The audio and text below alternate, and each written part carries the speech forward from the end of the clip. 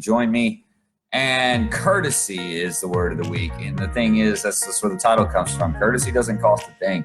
It doesn't cost you anything. It doesn't cost you any energy or nothing to smile or say hi to somebody or try to start a conversation with somebody who appears to be out of their element or in a socially awkward setting or any amount of situation like that. It costs you nothing, but it can gain you the world. It can gain you access to some of the most interesting stories about people. It can gain you access to some of the most interesting people in the world. Just showing a little bit of courtesy when others don't, right? So, Courtesy Week, really, it's just about being nice. That's all there is to it. And being nice to strangers seems to be one of the things that we kind of forget, but I have this pet peeve related to courtesy in a way too. I've talked to some other students about it before as well, is when you're using your courtesy as an excuse for an egotistical reason. And what I mean by that is we've all heard somebody at some point complain about opening the door for somebody and then that person not saying thank you, right? And how they would want to tell that person off for not saying thank you or this, that, and the other. But do understand that for some people in the world, courtesy is so rarely shown that they're shocked by it when they see it and they don't know how to react and they don't know how to respond and they kind of freeze. I know that there's been times people have done stuff for me, opened doors for me or whatever, and if they didn't also say anything that kind of brought out that automated verbal response from me, then it was difficult. Like I would be in shock and difficult to even say thank you. And but if you're the type of person that's gonna open the door, I don't want to end the live video, I just started. If you're the type of person that's going to open the door for somebody and then get mad and slam it in their faces and say thank you, that's kind of, that's not courtesy at all. That's wanting to be able to call yourself courtesy. That's a sort of self-righteous behavior, whereas somehow you have sacrificed some major amount of energy and time to hold that door open, and so somehow or other they owe you that acknowledgement. And the fact is a lot of people would acknowledge you, but some people that don't is just because they're feeling socially awkward. They were caught in their own thoughts. They weren't expecting any kind of courtesy or kindness because there's so many people in the world that have lives that condition us to a point of not expecting kindness and courtesy, or if we do get it, we get almost paranoid about, waiting for the other shoe to drop and things like that. So don't get mad at somebody if you show them courtesy, a stranger or whatever, you show them a courtesy and they don't immediately reciprocate. Sometimes they think about that later and just sort of makes you a martyr. Sometimes they think about that later and they realize that they respond in a socially awkward manner, but at the same time, they do appreciate that someone tried to take the time to reach out. I mean, I like to tell a story about this guy who I was at a gas station, I just pulled in and he rode up to the gas station. This happened at WMS down the road. And he rode up to this gas station on his lawnmower. And I thought it was like the coolest, boss move ever. I was like, just riding up to the gas pump on the lawnmower, right? And so I said something nice to him. I can't even remember what I said. This has been a few months ago. And it's in the spring. And he gave me a weird look and didn't respond. And then I felt weird for even saying anything to him. I was just trying to be nice. But, as I was leaving the store, when I went to leave, he was coming in. And then I didn't even realize it was the same guy. And he started, because I didn't have my glasses, I didn't see him well, from a distance. And he started talking to me and he was answering me. He was answering the compliment that I had given him outside. And the thing is, it just took him that long to respond. It took him probably a good 20 or 30 seconds after I went in the door to even figure out if I was somehow insulting him or if it was an actual compliment. Because so many of us look at a compliment as a double-edged sword, and we look at it and realize we've been made fun of through compliments before. So, we hear that from a stranger and we instantly think, oh, what's the inside joke? What am I missing, right? What's the other side of it? And we look for that. And in looking for that, we forget to sometimes acknowledge the compliment of another person. There's nothing wrong with that, right? Just keep showing your courtesy, though. People become more used to it. People become more used to seeing it. People become more used to sharing it and more used to showing it, and less sort of zombified around each other in public, which I know I'm guilty about being a little zombie-like in public and not acknowledging people sometimes. It just kind of depends on where my headspace is at, where I'm at there. And those are the times that I probably need somebody to pull me out of it, just kind of stop me and be like, hey man, you doing all right? You all right? So that I can pull back from wherever my brain was going while I was walking through that store. But courtesy is sort of that one coin that I hate to use that old phrase. Who was it, Eisenhower? I don't even know who to credit the phrase to. That courtesy is the one coin that the more you spend, the more you get in return, guaranteed. And that's truth. The more you spend, the more you get in return. And a lot of people like to talk about things like common courtesy, right? Even common courtesy is something that's gone sort of by the wayside, right? It used to be common courtesy to acknowledge someone, you know, when you made eye contact, even if it was accidental and across the room, there was always this kind of common courtesy to acknowledge that you made eye contact or whatever.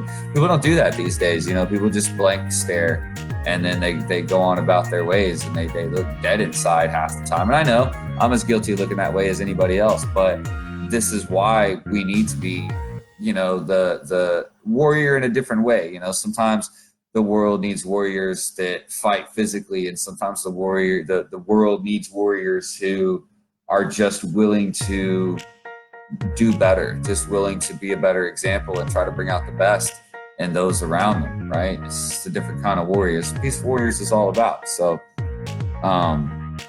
yeah, Mike's exactly the type of person I'm talking about. I've been known to pull people back outside the door by their car and slam it in their face. See, that's what I mean. I could see you doing that, though. I know you put not really, but I could so see him doing that. But you know, I know it's just one of those things that, like, if someone's trying to, you know, if you're trying to show courtesy to somebody and then you feel offended that they don't acknowledge that courtesy, then who is that courtesy for? That's my question. Who is that courtesy for? If you feel offended that they didn't acknowledge it, then who were you doing it for? Right? Were you doing it for them? Or were you doing it so that they would acknowledge you? There's a big distinction between the two. And so, you know, where does your courtesy come from, right? You know, like why are you wanting to be nice to other people? Is it because you want to make the world a better place? You want to put a smile on somebody's face? Cool. Then you're going to have to understand that people aren't used to that these days. A lot of people are living dark lives, dark times, lots of problems, lots of issues, stuck in their own minds. Plus the cell phone stuff for the past several years has us all, you know, just staring off into that, having 5 conversations at once while we're in public around a bunch of other people. Because it's like that, we have a tendency to forget. We're only human, right? Our brain only processes at a certain speed, which is like what, 1/1,000,000th of that of this stinking laptop that I'm talking to you on, right? Is the average brain processing speed, something along those lines. And then there we are with one of these things in our pocket that also has a processing speed that is way faster than our brains. And we're trying to think that we're in control of all of it by having 4 or 5 conversations at once on this, while also being in a public place and trying to take in our surroundings and everything that's going on and the people and the interactions and things that happen. And the fact is the brain only has enough processing power to do one of those things at a time. So which one are you focused on doing, right? It's all a matter of where your focus lies. The brain is a powerful thing, but it all depends on where your focus lies. And so if you are trying to be courteous or trying to be nice to somebody, but you lack the understanding that a lot of people are conditioned into these different sort of negative habitual trends, and so you become offended by the fact that they don't acknowledge you at first because they're not used to receiving compliments or whatever the case may be, or maybe they had their head in their 3 conversations they were having here and it doesn't register with them for another 5 minutes. That doesn't mean that it doesn't have an impact, right? And I'm not saying you should judge them for being on their phone. I mean, why judge them? We all do it. We've all done it. We've all been having conversations with our spouse, boss, and a lead, a contact, a friend, whatever else. Someone going through a hard time while also running around with our children and we in the store trying to buy something. We've all been there, you know? So I just don't judge. Try not to judge. Don't ask about what happens when I slow down or change lanes to let people in the highway and they don't give the wave. I don't give the wave. I'm gonna be honest, but I just get it. No, sometimes I do. Sometimes I wave. I don't know. I go back and forth with that one. But I also am one of those people that always lets people in, but I don't need acknowledgement for it. Like I just let them in and then go on about my way because I don't know. I just don't feel like wasting my energy, any of my emotions. I don't have that much emotional energy to start with. So my emotional energy tank reserves are generally very, very low. And it has to do with my OCD and anxiety, depression, all that. But I've learned that because my emotional energy tanks can be so low, I have to make sure that I'm careful about what I expend that energy on.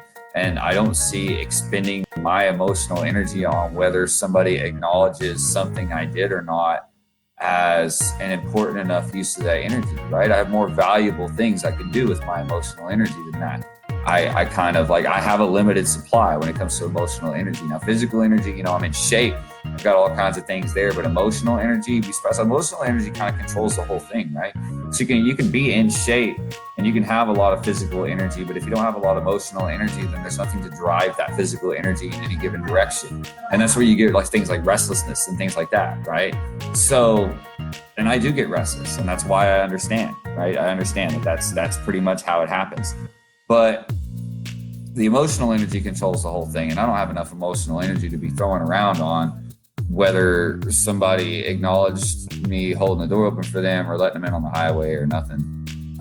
Hey, I love your shoes. Hey, I do have a story about that that's completely left turn from anything I've been talking about. Hey, I love your shoes. I can't say that anymore. Like, I try not to compliment women's shoes, shoes in particular, for a reason. Because so I was at this bar once, and yeah, went to a bar. Oh my goodness, the 30-something-year-old man has been to a bar. Anyway, I was at this bar once, and this lady had these boots on, and I complimented her on her shoes. And that was like, and then this guy who was like 5 times her age, like corners me in the bathroom alone because he thought I was complimenting her on like a sexual body part. And I was like, nah, man, like I said shoes. I said shoes. I said, hey, those are nice shoes. I pointed at the shoes. And he was, I don't know, he was just a weirdo. It was an almost fight I almost got into, but I don't think he was, I think he was just trying to intimidate me, and he was really thrown off by the fact that I acted like absolutely nothing was happening. And he just basically stood there staring at me until I walked out of the bathroom. But hey, whatever, man. But again, things I choose not to expend my emotional energy on, how someone takes it, right? So I gave that compliment to somebody, and I chose not to expend my emotional or physical energy on how he took that compliment, for whatever way he took that compliment. But funny story, I don't compliment women's shoes for any reason, shape, or form anymore for that reason. If I do, I will it has to be a shoe that I specifically know the name of. And I'm a man, so that knowledge is a little bit limited. But like, if I know that that's a high heel shoe, I might say, those are some nice heels, because there aren't that many words that can be like misinterpreted with. But anyway, I'm not even keeping up with the comments. I am so far behind. Let's see, Trace. Man, what's up? Smart enough to know I'm awkward, and not smart enough to not figure out how not to be awkward. That's exactly you're right. Kind of that way too. I know how not to be awkward, right? I'm smart enough to know how not to be awkward, but yeah, I can't always figure out how to like get all the pieces to go together to actually make that happen. It's a complicated process. It's all complex. Yeah, night shift. Man, I've done the night shift. I've done the graveyard thing. Not as long as you have, but I did it for almost a year. And that changes a person. Working night shift, anything. Especially if you have to deal with people during that night shift. Like factory is one thing if you're dealing with the same people all the time, but if you're dealing with like customers, you do a night shift like retail or a hospital or something like that, that changes a person. There was this weird thing, I always thought like there was all these, it was a hospital near one of the gas stations that I worked graveyard shifts in. And all through the night we got nurses in, and they come over for breaks, and I always made the coffee early when I worked there, because they were always upset no one else made coffee early enough for when they would show up right before they were taking their last break or whatever, right before they got off shift at like 4 a.m. or something like that, 4:30 a.m. And I always used to hang out with them and talk to them, and I always kind of thought about, man, y'all got like, y'all nurses, you save lives, you have these awesome jobs and all that. And then we started talking, and it was kind of funny, like how relatable it was to be a night shift nurse and to be a night shift gas station attendant. There's a lot of strange, relatable experiences there. But yeah, all the nurses would take their smoke breaks, and I'd give them a hard time about smoking on their break, and they were like, it's night shift. It's we don't care about our own health. It's other people's health. I don't know. They were cool people. I just remember all the night shift nurses used to come talk to me. But I had quite a crowd. I had regulars. I was a graveyard shift gas station attendant that had regulars, it was a little bit strange. I don't know. We're all half dead most of the time. Yeah, I mean, I feel half dead right now. Been having some tough fights this past couple weeks, you know, just internal things. If you can't beat yourself, then, you know, you don't have much left to go on and do things in the world. And I got a lot of things I want to do in the world. So, you know, I've had a couple things going on in myself that I've got to get back under control. I've had under control many times, but you know, things well up, things swell. You got to relearn the same old lessons sometimes over and over and over again. And, you know, sometimes you fight the same battles. Sometimes the battle's a little bit different. It's like sometimes the dark side finds a way to beat all the coping mechanisms you found thus far. And then, you know, you got to find a way around that and a new mechanism. And then they find a way to beat that, you know. It's like a mental chess battle. You always know what the other person's going to do, so you can never quite win. It's like playing chess with your subconscious, you know? So your subconscious always knows what you're going to do. So it's really difficult to outsmart that, but you're fully aware of where your subconscious is at, you know? That's kind of how I relate to some of these internal battles. It's hard, some of the hardest battles you'll ever fight in your life, but they're also the ones that really help you learn to define who you are and who you're going to be. So, but yeah, we're all half dead most of the time, afraid to ask for help, afraid the judgment that follows. That's right. And that's one of the same reasons we're afraid to take compliments. A lot of us, we're shocked when people comment, or our first thought is skepticism, right? Someone compliments me, my first thought might be skepticism, and that they're actually making fun of me in some way, or that they're judging me in some way. And having enough confidence to let go of that and kind of be like, I don't really care, you know, if this person is judging me or not, that's their problem. Sounds simple on the surface, and yet there are so many of us that struggle with that ability, right? That ability to not worry about it. I know a lot of people have that ability, but I know a lot of people that struggle with it as well. I'm in and out with that. You know, sometimes I'm there, short bursts, and sometimes I'm not. But if you get to that point, then you can kind of see through that and realize that a lot less people are judgmental than we're afraid that are, you know. And I hate to be one of those. I don't want to talk about some conspiracy crap and all that, because I mean it's mostly junk, it's BS. But when you talk about like the news, there's some reality stuff when it comes to that, right? We get conditioned to small statistic news. It was something I found very interesting. It was released by Bill Gates and somebody else not long ago. I can't remember. I did verify it, but it was a deaths per year thing. And it had everything listed from heart disease, which was one of the largest killers by far, down to terrorism and things like that. And it had a graph, and it was side by side. It was the actual numbers of deaths by versus percentage of media coverage of deaths by. And while that might seem, you know, interesting enough, it only tells one side of the story. What I appreciated about this particular article was that they also included a trend. So they included a graph that was like 10 years ago, a set of graphs that was 10 years ago, and then one that was current. And how the death toll, what was interesting is that things didn't really swap places much as far as death toll, but the total amount of death tolls changed directly related to media coverage. The amount of terrorism deaths rose directly related to and it is directly related to more media coverage of that. Now, whether one causes the other, that's kind of a logical fallacy.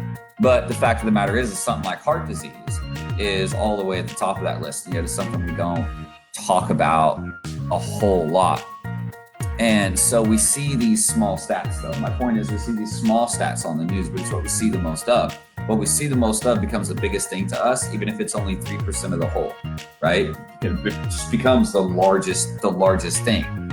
And so we see so much judgment. We see so much hatred get put out on the news, you know, when they're covering neo-Nazi rallies and they're covering, you know, this stuff and that stuff. And we see so much of that nonsense and just ridiculous hatred and some of those non-helpful emotions. We see the news stir that, and we see it on the news. And so we see that, but we don't always logically make that connection to realize that we're talking about a few hundred people here, or maybe even a few thousands. Maybe we're talking about a few thousand people here, but there are millions, billions of people in the world, in the country. So like, to make an assumption based off that 0.000004% that everybody is going to be super judgmental, and the problem is that a lot of people are. There are a lot of people that are super judgmental. Too many. I've met too many in my life. There are far too many of us that are very judgmental. But the only way to kind of combat that is just to, as I've found, is just to not be judgmental yourself and to just keep trying. And if you run into one of those judgmental ones, don't assume they're the bigger part of the whole, because a lot of times they're just the loudest. It doesn't necessarily mean they're the most.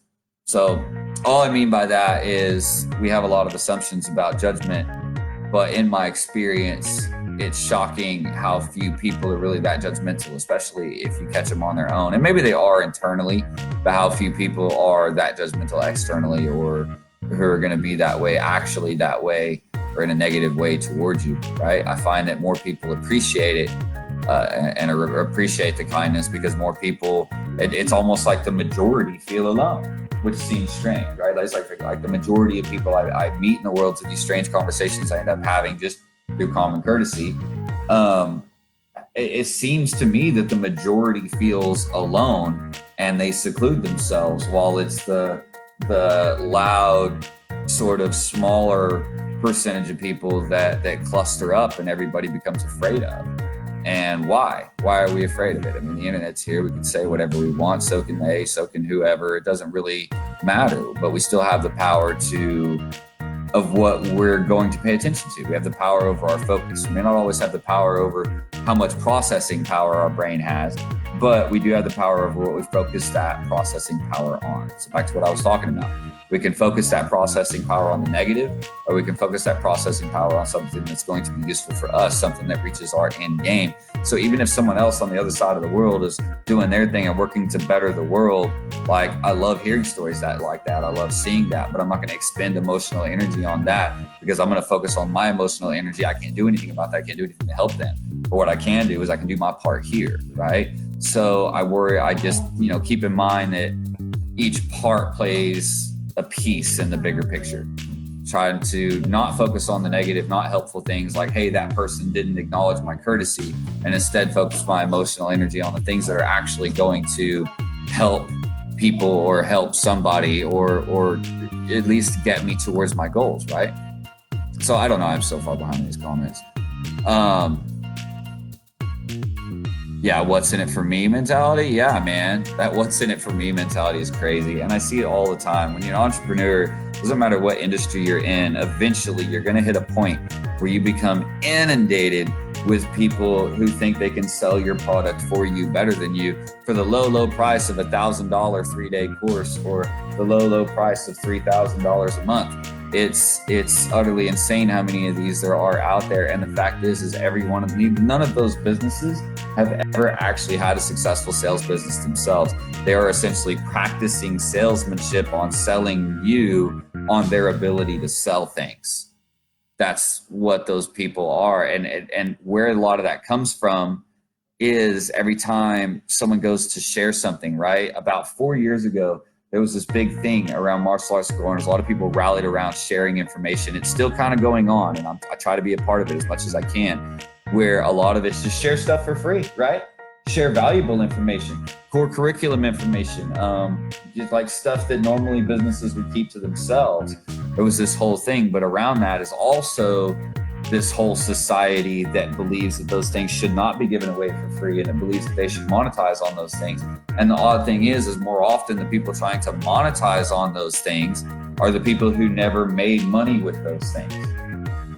But they're trying to monetize it and tell you that you can make money with it, even though they never did.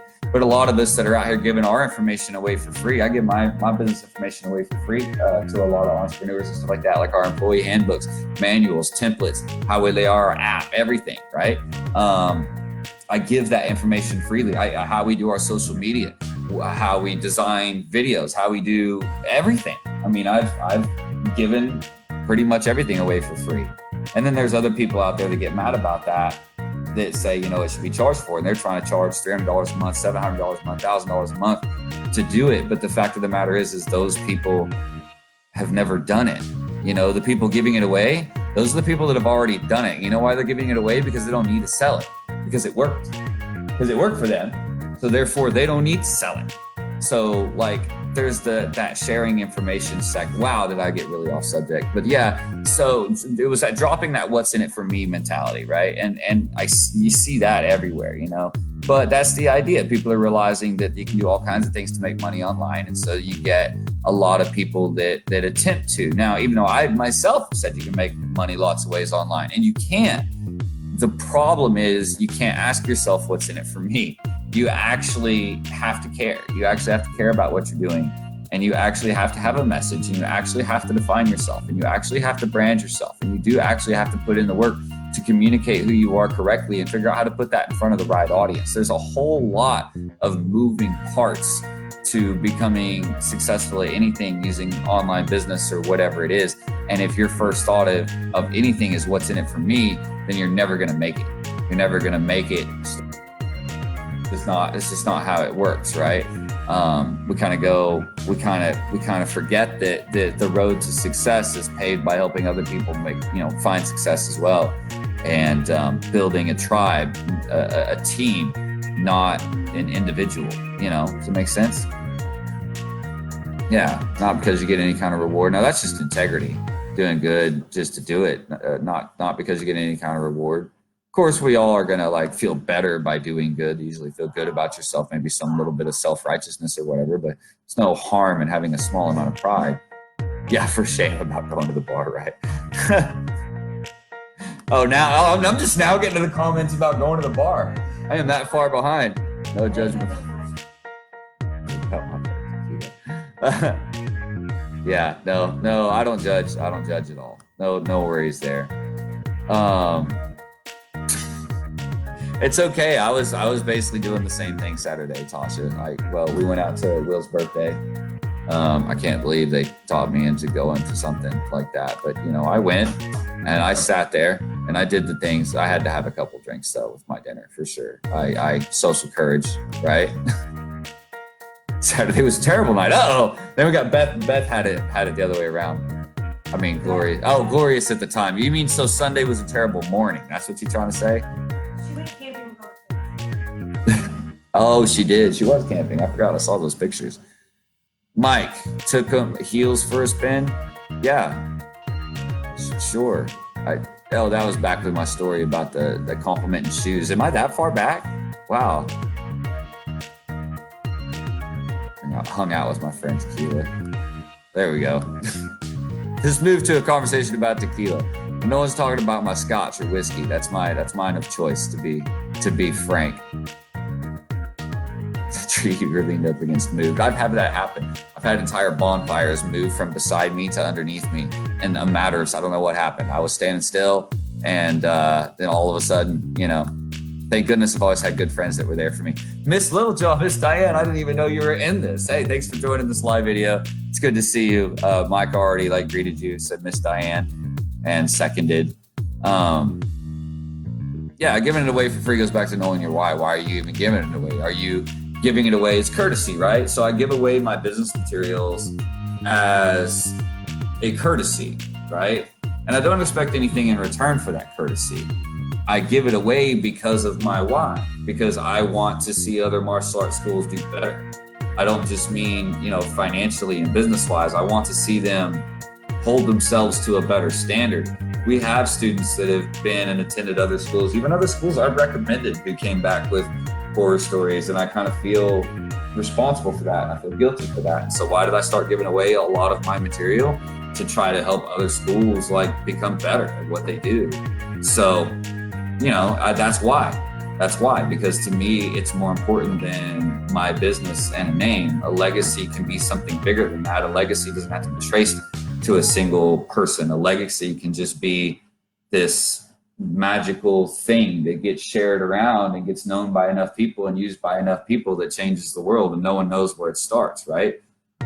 Magic does happen in a sort of way. It just has its own scientific way of happening. But from the human's mind, small sort of our lack of processing powers, ability to perceive, it does appear to be magic. Sometimes things spread like that, like wildfire. We know how it works, but fat thumbs. That's okay. No judgment on fat thumbs either. My thumbs aren't fat, but I use that excuse constantly because I try to type too fast on this thing. And this thing always ends up with the weirdest autocorrects because I don't even stop to proofread or pay attention while I'm going. So it ends up thinking that my weird, terrible spelling is the correct spelling of fruit or whatever, So I use the fat thumbs excuse all the time. I understand. Scotch and whiskey, yeah. I used to drink Fireball in the wintertime. That came from my grandpa. My grandpa used to, his wasn't Fireball. He used to drink peppermint schnapps. When he went hunting in the winter, he always had a flask of peppermint schnapps. And of course, this was a different time, and it wasn't like he was giving us alcohol. But when we were all out there and it'd be cold, and I'd be probably 12, 15 years old, he'd pass around the flask and we'd all take a nip, and they'd tell us the younger ones, like, just put it on your lips, it'll warm you up, swish it around in your mouth a little bit, And that was his way of, I don't know, his hunting drink. My grandpa didn't drink much, but he did always have his peppermint schnapps when he went hunting. I always found that funny, but I enjoyed Fireball later on. I think I relate it back to the peppermint schnapps in the wintertime. So, wow, we turned this all to this entire thing to being about alcohol. Ready to drink peach margaritas. Oh my goodness, that's scary. Yeah, see, when I was in Australia, I lived in Australia I was there, extended vacation. I don't know. I was there for 3 months when I was 12, 13, 14, I don't know, somewhere in that range. And one of the things that I thought was really nifty, even at that age, I just thought it was cool. At gas stations, they sold this, and they sold it like beer or like pop, actually. You could buy it in the 12-pack cans, or like beer's the same way, the 30-pack cans and everything else. And it was 50-50 pre-mixed Jim Beam and Coke. Now, I'm not a Jim Beam fan. It's not my favorite whiskey if I'm going to go for a whiskey, but I found that astounding that they sold these pre-mixed whiskeys, and that's what they drank. They always drank on their way to the sporting events. My aunt and uncle owned operated. I don't exactly know what was going on with all that. A sporting complex, and they had a semi-pro and amateur teams in sports like netball and Australian football and cricket. So I had to learn how to play. I didn't learn how to play cricket because, oh my goodness, I drew a line. I drew a line on learning cricket. I did learn netball though. That was a fun game. We need netball here. Netball is a fun game. Wow, am I really getting off subject now? I forgot what I was talking about. Or anyway, yeah, they had the Jim Beam and Coke over there, half pre-mixed Jim Beam and Coke. And you just buy it in a gas station. And that's kind of one of those things I always was like, maybe one day here. Maybe one day we'll have something like it. We have a few things now that taste like it. Like Monaco came out with something that kind of tastes like a bourbon mix, but it's not. It's not at all. It's not the same thing. It's a Kentucky. Yeah. No one actually lives in Australia. They survive it. Well, yeah, I survived it. I was there for 3 months. I survived. It wasn't that bad. I gotta say, it's like America but mouthier. And I know that's not an analogy you hear about Australia a lot. And this has been years and years ago that I was there. And maybe it's just because my family's Australian, so I wasn't treated like a tourist. I guess I was treated like family, I suppose. but it was like America, but completely different and mouthier. Much, much, much mouthier. Like these people, everyone I met seemed to pride themselves on their wit and ability to be mouthy. I mean, dirty, downright, just mouthy. So I don't know if it's still that way. But not that America's much different. I mean, we have a lot of places like that. But wow, Australia, like when I was there, it was a whole nother level. It was a whole nother level. It was crazy. I don't know. Other than that, they're really nice people. I like the no sales tax thing, but everything was more expensive too. So I don't know. You get one for one trade for the other. Australia's just as mad at their government. You know, you got a lot of government problems over there between their conservatives and liberals as well, going back and forth on a handful of issues. I know they've been having trouble with to deal with the Australian economy, which has never been extraordinarily strong, even though they certainly have nice like infrastructures and stuff like that. Like they certainly have nice cities, unless they've gone to rot since then. But I don't know.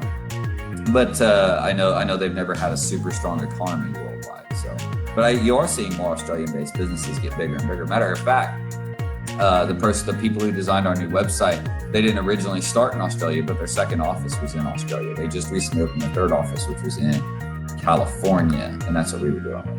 That's who we were having our new website made through. So, oh my goodness, Brandy. No judgment there either. Oh my goodness, if you only knew. If you only knew, Brandy. I even said in a live video the other day that, you know, I was talking about vices and things like that, that I was homeless at 16. You can't expect me in that mindset to have made a lot of mature choices. I had my bouts with all kinds of addictions, from straight up alcoholism, which is not the case now. I drink very rarely, but from straight up bouts with that to drug addiction and everything else, man. I ran the gamut there between the ages of 16 and 18. I was kind of all over the place. So yeah, man, no judgment at all.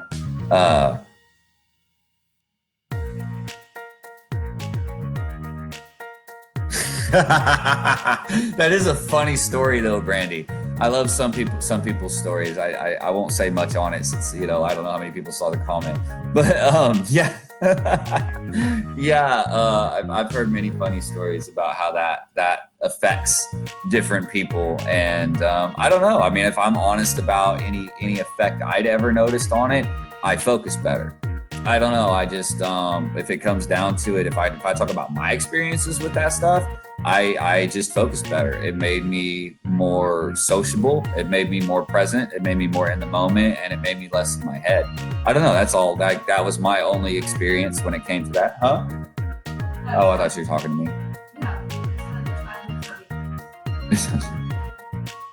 Wow, y'all talking about the dojo lock-in and stuff again, and the child's not being focused and all this stuff. I'm not being focused. I'm supposed to be talking about courtesy. I got to start scripting these videos. If I don't script these videos, I'm just going to talk about all kinds of random nonsense. This is just what ends up happening. Anyway, Brittany just now joined. Brittany, you've been standing behind me for how long? I know. And you just now joined the video. That tagged me in the comments, so Brittany wasn't even going to listen to me from the other side of the room. Not even the other side of the room. Not even the other side of the room. Halfway across the other side of the room. Anyway, courtesy. It's the one coin, the currency that the more you spend, the more you get in return. Don't be courteous expecting anything in return, though.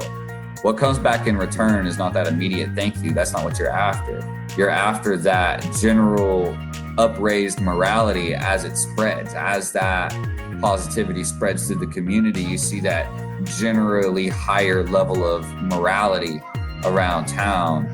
That should be your reward for using your courtesy more, strangers and others and things like that. So till I see how your focus week. I don't know when focus week is. 5 weeks according to Beth. Beth, how do you know that? No. Someone's calling me. I think focus week is next week. Hello? Danny's not here. Right, I'm on a live. Right, I'm on a live video right now. Yeah.